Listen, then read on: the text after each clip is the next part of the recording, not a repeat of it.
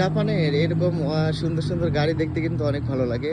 বিশেষ করে জাপানের রোডগুলোতে যখন বের হই তখন দেখি মাঝে মাঝেই সুন্দর সুন্দর গাড়ি। এই গাড়িগুলা কিন্তু অনেক টাকা দাম এবং অনেক বিলাসবহুল লোকগুলাই কিন্তু এগুলো ব্যবহার করে। তো জাপানে কিন্তু মোটরসাইকেল খুব কম। তো কিছু লোক আছে যারা এই যে এরকম ছোট ছোট স্কুটি ইউজ করে।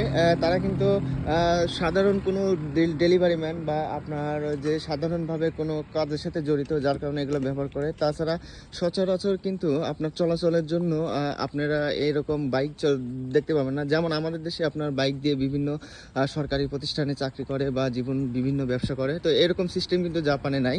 জাপানের বাইকগুলা বেশিরভাগই কিন্তু ডেলিভারি ম্যান ব্যবহার করে অথবা কোনো সাধারণ একটা কাজের জন্য ব্যবহার করে। আর সচরাচর সবাই কিন্তু আপনার বড় বড় গাড়ি ব্যবহার করে, অর্থাৎ এই যে হাইসগুলো আছে, আপনার কারগুলো আছে, এই সুন্দর সুন্দর গাড়িগুলো কিন্তু তারা ব্যবহার করতে অনেক পছন্দ করে।